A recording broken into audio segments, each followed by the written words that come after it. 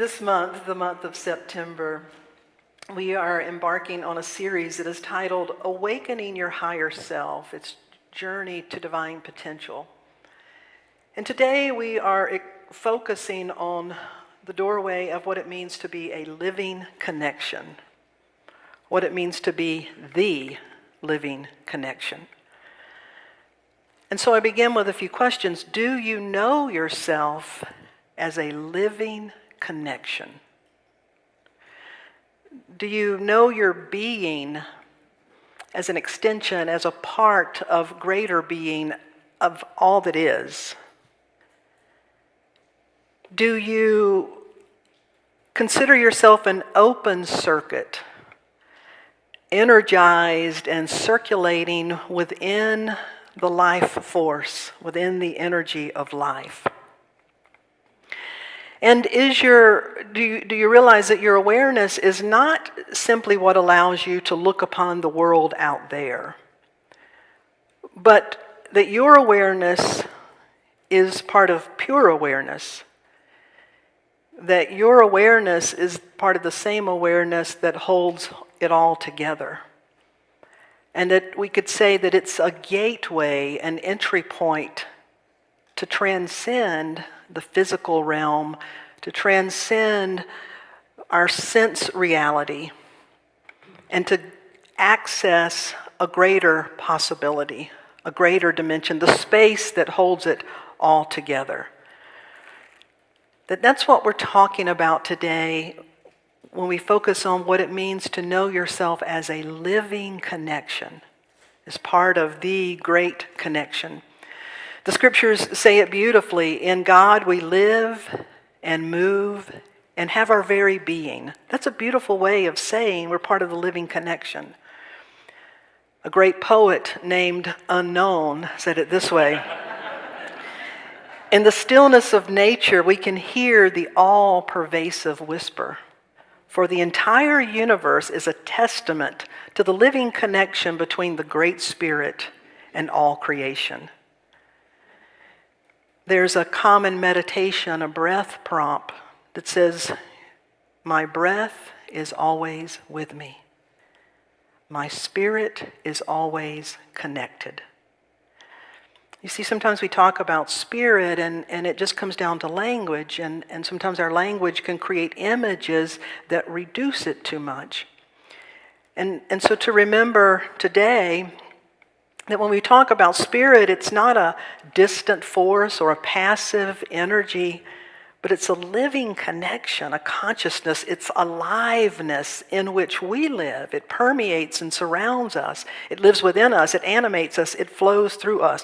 It's part of what we could call the great symphony of life, that we're part of that. Now, how many of you agree and you say, yeah, I know that? And then could you also identify some times in your life where you operate like a closed circuit? Where we tend to think that I don't know how in the world I'll get out of this, that I don't know where the information or the support will come from. We all do that. There's a story I heard this week about a young mother who was getting ready to go back to work. She was going to be teaching some as an adjunct professor at a community college. And so her 4-year-old daughter knew that things were going to change some. Mom was going to be going back to work some. And she said, Mama, what will you do at work? Now, her mom was a part of the faculty, and she was going to be teaching modern dance this term. And so she said, honey, I'm going to teach people how to dance. And her little 4-year-old looked at her and said, you mean they forgot?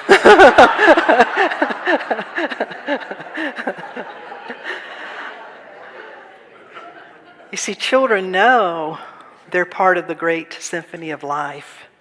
It moves them. They move with it. Before we learn to become self-conscious and inhibited and inhabited by things that would close us down, perhaps into more of a closed circuit. The 14th century Persian poet Hafiz said, every child has known God. Not only the names of God, not the God of do's and don'ts, not the God of who ever does anything weird, but the God who only knows 4 words, come dance with me. Perhaps those are the 4 words that King David, one of the greatest kings in the Hebrew Scriptures in the Old Testament, when the Scriptures say that King David did what? Danced before his Lord with all his might. You see, I believe it was a moment that he was remembering that he was part of the great symphony of life. That there's a joy, there's a sense of connectedness, a cosmic energy that we tune into when we remember this. And I can promise you, life flows so much better when we do. The universe seems to always teach me how to really anchor in the messages of what I'm teaching. Yesterday, I was working a little bit on some church stuff, and so I needed to come to the church for a little while. So no problem, I go out and get in my car. Click, click, click, click, click. You know that feeling. I'm thinking it's Saturday afternoon. I got to, what am I talking about today, this week? Oh, I'm part of a divine flow connection. Perhaps it would be a good time for the minister to pray. Don't go complaining. So I took a deep breath and I offered up a prayer, and then I went in the house and I said, Tia, can I use your car a minute and explain why? So I came and I did my errands, and I also had to make a quick stop at Dollar General in case my car didn't start, so I got what I needed, and while I was there I happened to see one of my neighbors. He was coming in as I was going out. And so I went back home and I thought, well, okay, let me get my hood up and the hood up to her car, and let me get my jumper cables. And so then I go around and I start looking, and I remember, yeah, I gave my jumper cables away. There was someone a while back needed them. Their car wouldn't start, and I was at a place and I offered mine, and then I said, well, you should take them in case you need them. And I forgot I needed some more. I needed to replace them. So again, I remember this is about connection. I'm in the flow of life. I have choices about what kind of energy I'm getting into. Now, it's getting later on Saturday. So as I'm closing my car because I don't have the jumper cables, I look out, and there happens to be the neighbor that I had just seen. And so do you have jumper cables? And he said, oh, I've got something better. I'll be right over. By the time I could get around to the front of my car, there he was with a thing that was that big. I still don't know what it was. I only know it cost $600 because he told me that you attach to your battery, and he said, just get in your car and start it. I got in my car and it fired right up. I'm like, wow. That was when I asked how much were they that I thought I might want one. Decided I just needed jumper cables. This hopefully doesn't happen often. So then, he says, well, let your car run, and depending on the blah, blah, blah, it may or may not, because your battery was from 2019. So again, I'm in the flow of life. And then someone says, well, remember in Mills River that there's an O'Reilly's that opened parts. Why don't you go over there? Again, praying all the way. I'm there in 5 minutes. This very nice gentleman says, oh, we have exactly what you need. He's out there. It's in and out. Seriously, in less than an hour, it was all done. I truly, truly know that a part of that happening is because, number one, I kept getting out of my own way. I had to keep getting out of my own way, out of my own thoughts, out of my own limitations. And I had to consciously, I had the opportunity to keep placing myself in the universe to say, I'm part of the flow of life. I'm part of a grand connection. There is no need that cannot be met. If there's something available, if we can distill it down to the need. And so we're all in our own ways wanting and needing that greater sense of connection. Not only do the scriptures talk about this connection, but so does quantum physics. The quantum physics theory suggests that all particles and energy in the universe are connected through a web of entanglement, an energy that we call consciousness. That everything, that's what the mystics have told us, that we're connected. Jesus knew that. When he looked at those around him and said, as recorded in John, the things that I do, you can do these things. And he didn't stop there. What did he say? And even greater. What? He did miracles, the things that I do, and even greater.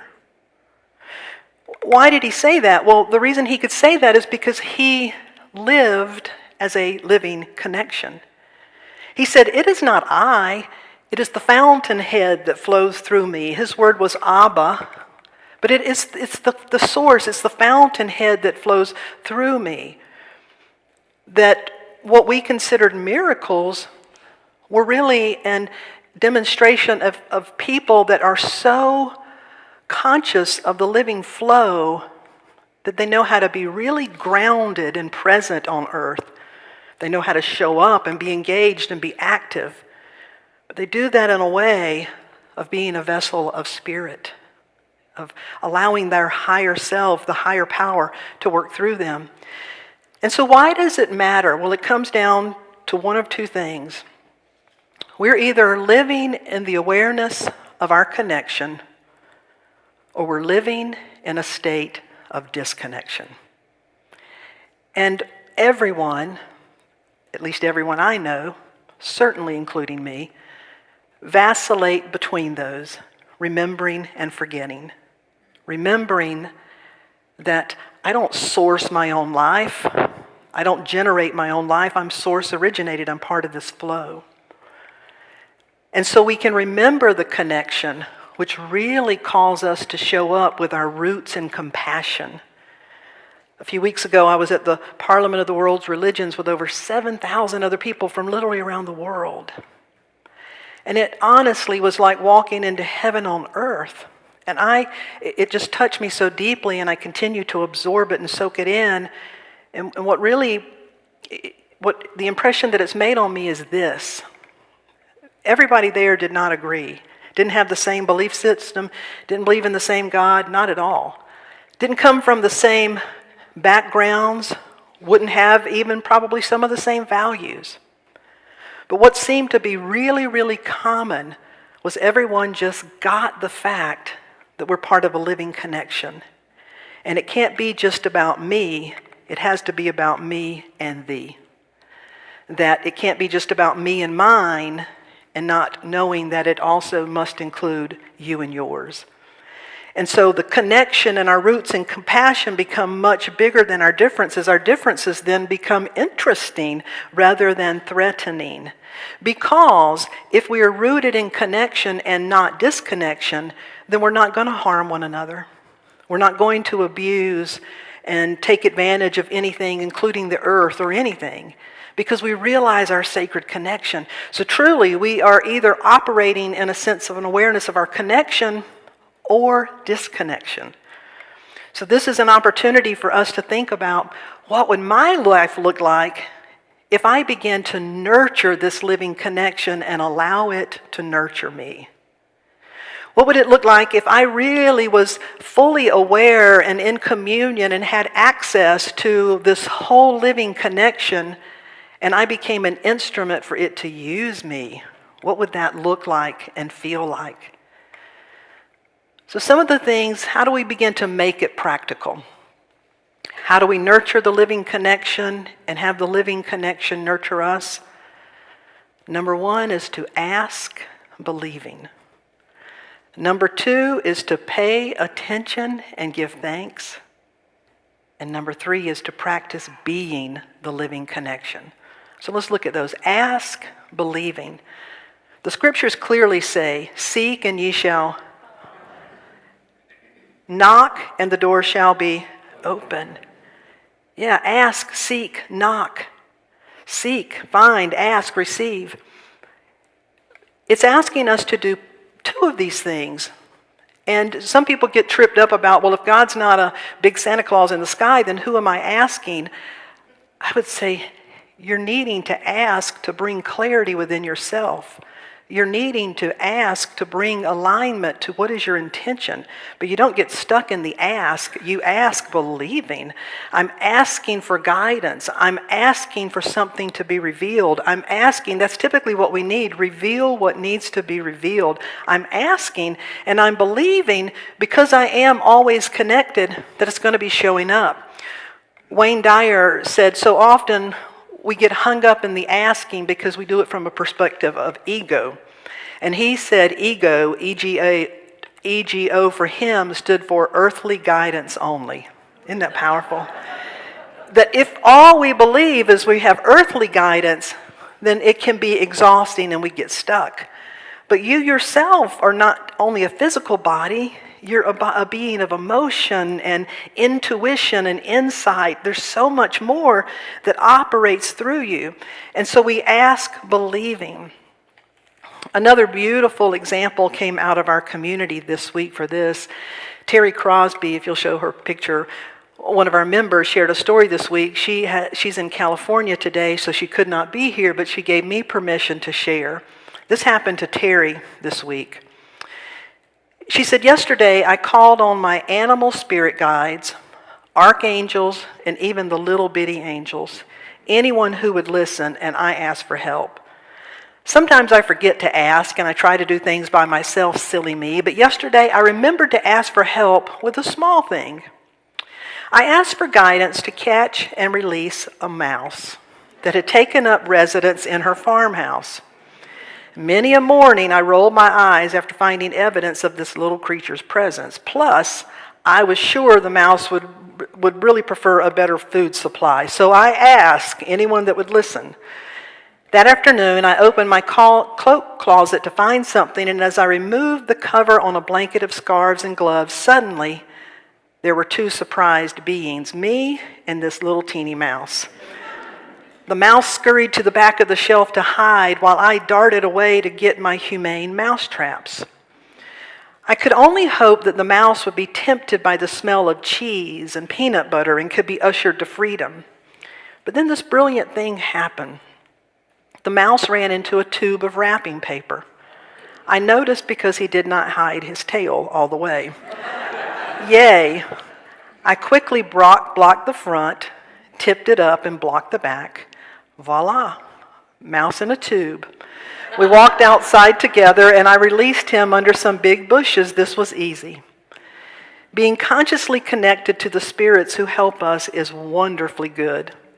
Living in nature on beautiful Mother Earth has continually provided me with animal adventures, not only mice, but wasps and hornets and black vultures and spiders and turkeys and bears and deers and hawks and crows and geese, all of which, for I am grateful, I wouldn't have it any other way. Because I love you all. Let's be kind out there. She posted that and I asked her if I could share it because I said, what a beautiful example of asking. Sometimes we think about spiritual things and asking and we're like, oh, it's got to be this really spiritual thing. Is there anything more spiritual than being humane? In whatever level there is. And she was asking and look how it turned out. And so we ask, believing, and then we pay attention and give thanks. We pay attention and give thanks. I was watching the news one night this week and something caught my attention. How many of you have seen about the flamingos? Because of the recent hurricane, they're not sure if the hurricane actually picked up a bunch of them from somewhere way down south, like probably the South Mexico, or if the intelligence of the flamingos put them in high gear and they traveled fast.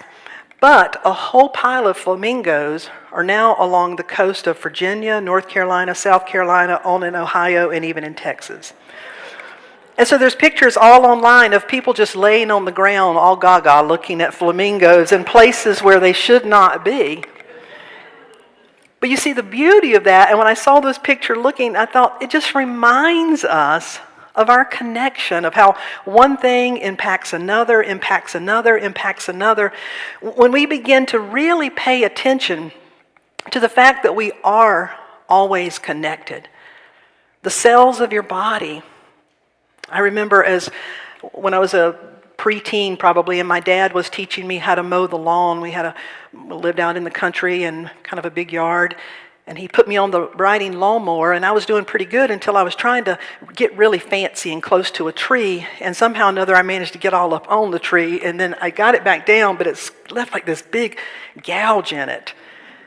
And when it was all said and done, and my dad told me what not to do next time to fix that, I just looked in that tree and said, well, is it going to die? And he said, oh no, honey, it'll heal itself. And I remember that because it was the first time it struck me, oh, a tree will heal itself? That a tree would heal itself?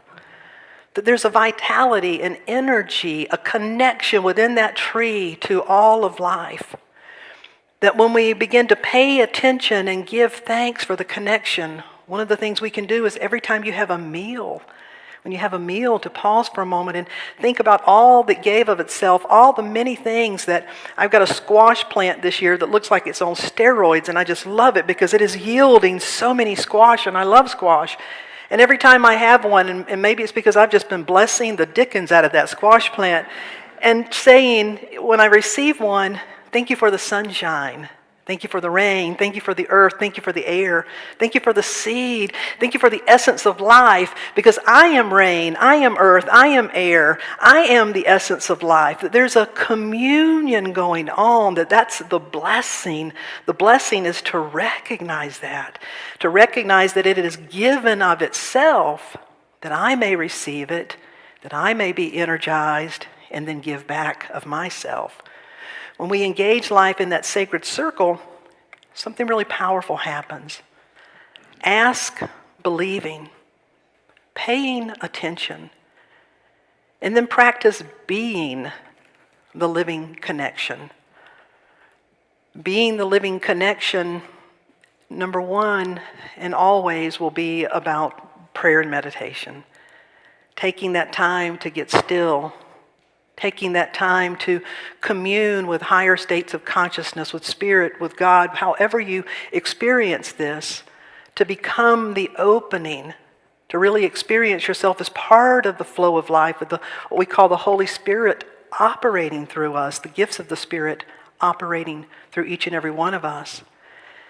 And then we practice that living connection when we go out and about planet Earth, and how we greet one another, how we show up.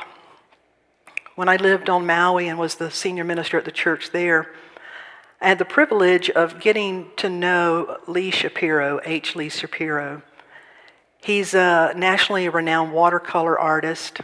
He is the one that provided the illustration for Richard Bach's classic children's book, There's No Such Place Far Away. He's designed a lot of World Cup posters. His art is just phenomenal. He painted beautiful wings that are in the Unity Church in Maui.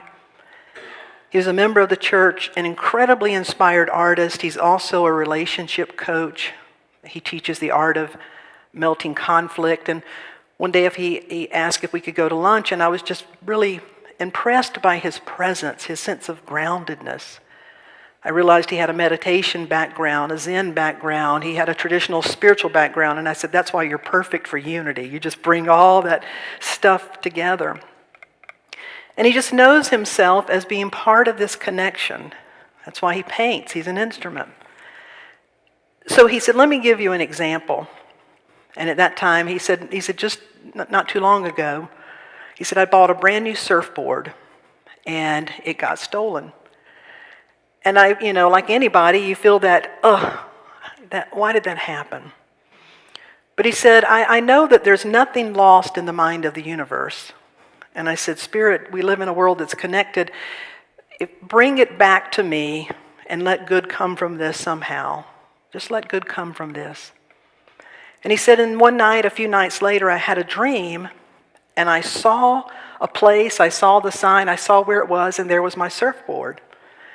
And I was so intrigued, so the next morning, of course, I had to get ready and find that place. And he said, so I drove and I went, and sure enough, I found it. And it was sort of down a path, sort of off the beaten path in Maui. And he said, when I pulled up, there were two guys, and there was my surfboard. They were putting it in the back of their pickup truck. And he said, I pulled up, and it was only in that moment that I realized I hadn't thought this through completely. That there was nobody else around. Lee is a man in smaller stature. He said these were two really big muscle guys putting it in the back of their truck. And he said, so I very nicely said, where did you get that surfboard? I believe it's mine. And I quickly found out they were not interested in my question or entertaining that. And he began to feel a little bit nervous, But he had to take that breath and remind himself. He said at that very moment, another vehicle started coming in that direction. I thought, okay. And then as it got closer and stopped and I looked, it was a good friend of mine who works on the Maui Police Department who was on patrol that day and just happened to feel the urge to drive down that street. So when his friend on the police department pulls up and he rolls down the window and says, "Hi, Lee, how you doing? What are you doing over here?" And he said, "Well, hi, I think that's my surfboard." And it worked out. He was able to get it back. And I thought, wow, look at all of that. And in my conversation with him, we said, I think when a person is really lined up and in the flow of life, what we call miracle is really synchronicity. It's really showing us that we live as a part of this cosmic web of life. I myself have had so many of those things happen, and I know you have too.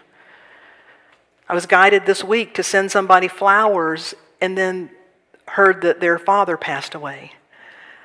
So many times I'll be guided to do something, and you do too. You pick up the phone or something happens. You see the connections. And so for us, it's about nurturing that sense of connection and allowing it to nurture us. I want to invite up Julia to share. And actually, I'm going to ask the whole band, if the band would go ahead and come up, we'll make it easy for everybody. Julia is one of our new members, and we recently had a class, and she shared this. It's just a short story.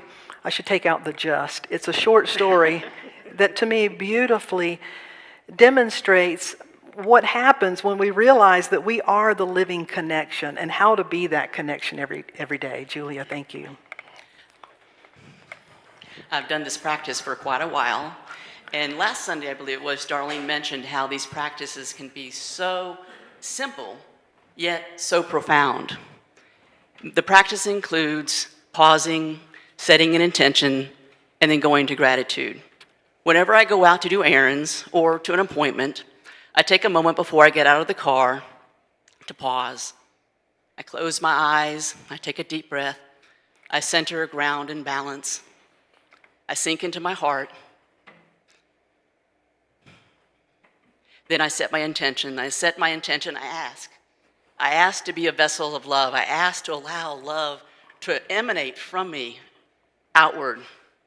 I go to gratitude. Gratitude for the business that I'm going into. Gratitude for the employees that will be assisting me.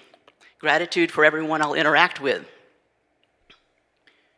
When I enter a store with that alignment, I can truly, literally feel the flow of love and joy and peace as I go throughout the store. Now, recently, I had a really profound demonstration of this. I had clothes that I needed to return. Took a moment before I got out of the car, I paused, set my intention, went to gratitude. When I went into the store, I didn't know where to go to do a return, so I just kind of stepped to the side. I saw an employee coming over here, and so I asked her. She invited me to come on over to her register. Well, she didn't look like she was having a very good day. She looked like she was in a pretty bad mood, and I thought, well, this is going to be interesting. But I go on over to her register. She starts checking in my clothes. And then I notice her name is Julie. And I said, "Hi, Julie, my name's Julia." And she pauses for a minute, and she says, "That's beautiful. I think that's going to be all."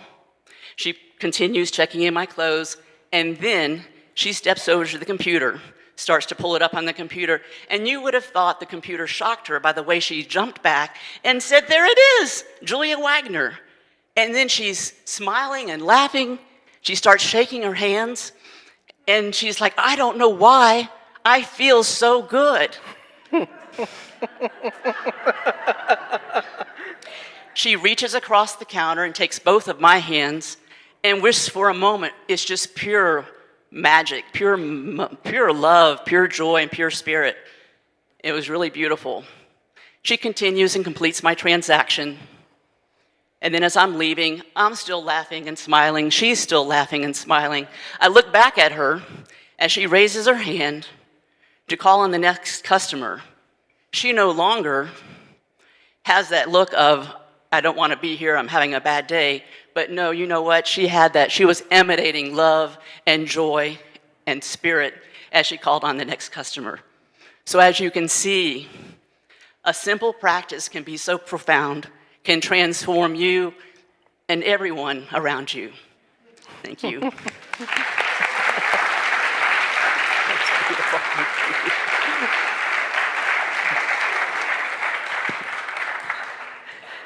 Oh, Julia, thank you so much. Now, let's talk about the obvious too. There are those days and those times that you do all of those things, and then you still encounter Mr. or Mrs. Scrooge. You know that. Or you do all of those things and you still never get your car started, or it just didn't work out and you feel like everything that day went backwards. That will happen sometimes. But here's the thing. There are no exceptions. And so when you are the living connection and when you are the practice and when that is your intention, you still find a way to give thanks. It's like, I don't even understand, but give thanks that I made it through this day. I give thanks that apparently I'm developing more patience, more fortitude. I'm developing an ability to live in the mystery and still know that there's a connection and things flow. I promise you, when you begin to hold every day, no matter how it unfolds in that space, you will become much more attuned to the space that is holding you. So this week, for a practice, some questions. How am I thinking myself outside of the connection? How am I thinking myself from the flow of life? How am I literally creating some sort of disconnect? Don't beat yourself up, but those are really good questions for insight. How am I thinking myself outside of the connection? How am I thinking myself as disconnected from the flow of life? And when we find ourselves in those places that don't feel good, to use our awareness and to say, well, do I want to stay here, or do I want to return to knowing that I'm in the flow of life? You know, we all go through times, but we don't have to set up camp and live there. We all go through the goo. We do. But to know that I don't want to stay here. Holy Spirit, help me let go, release, forgive.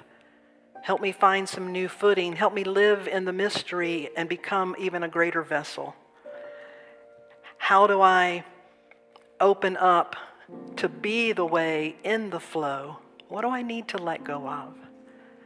To entertain those questions this week. And so as we enter into a time of meditative prayer, I want to introduce you to a new song by Karen Drucker. And we're going to do this as a call and response. I'll sing it and Kat's going to lead all of you in an echo. So here we go. Let me hear that note again, Richard. No push, no pull. I am empty and full. I breathe and receive and listen. I trust. Let go. I surrender and know. My heart is open to listen.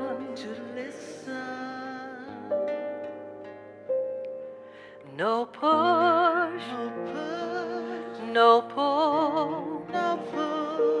I am empty and full. I breathe and receive and listen. close our eyes a moment together.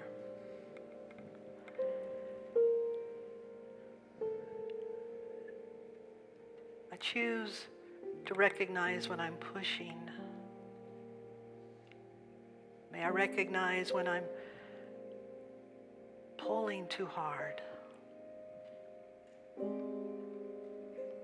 And in so doing, I will empty.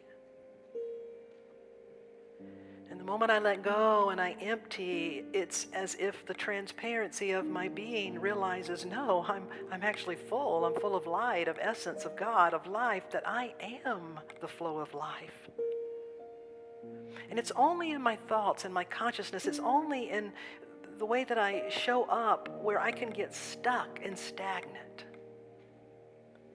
And yet my breath is a constant reminder that there's an in and an out, an inhalation and an exhalation, that I empty, and then I'm filled again with the breath of life.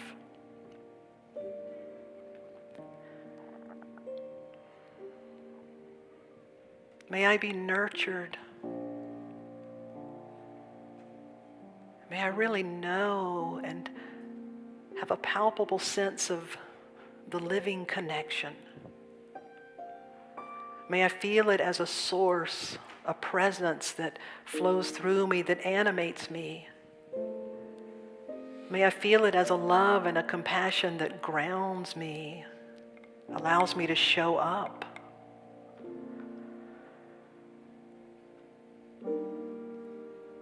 May I realize that my thoughts can open to higher inspiration. That my taking and committing to take my best steps can lead to a higher level of guidance. That I'm guided by this flow of life. That just as the cells of my body have an intelligence that teach them how to be in harmony and in rhythm with this great symphony and flow of life, just as birds and penguins and flamingos have an internal guidance system that guides them to their birthland, that guides them to return to places year after year, that takes parents apart from babies miles and miles and yet can reunite them with the sound of a chirp. That kind of intelligence is so vast, and there is so much more guidance available. And so I am willing and I am ready to see myself and to know myself as part of this great flow of life, the great symphony of life. I'm here to commit myself as an instrument to be guided, to be used. And so I commit to walk this earth in a reverent way, to see the sacred connection between all of life.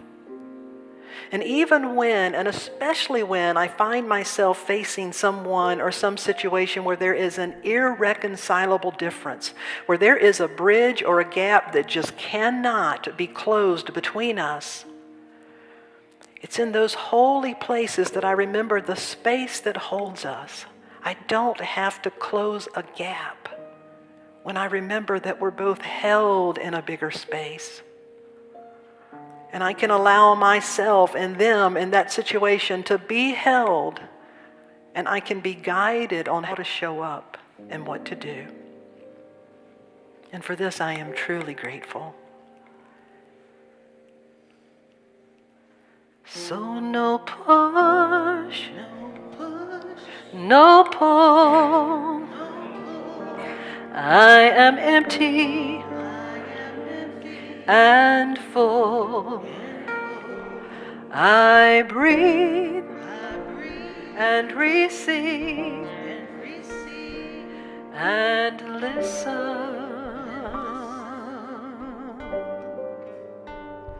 And I trust, let go. I surrender and know.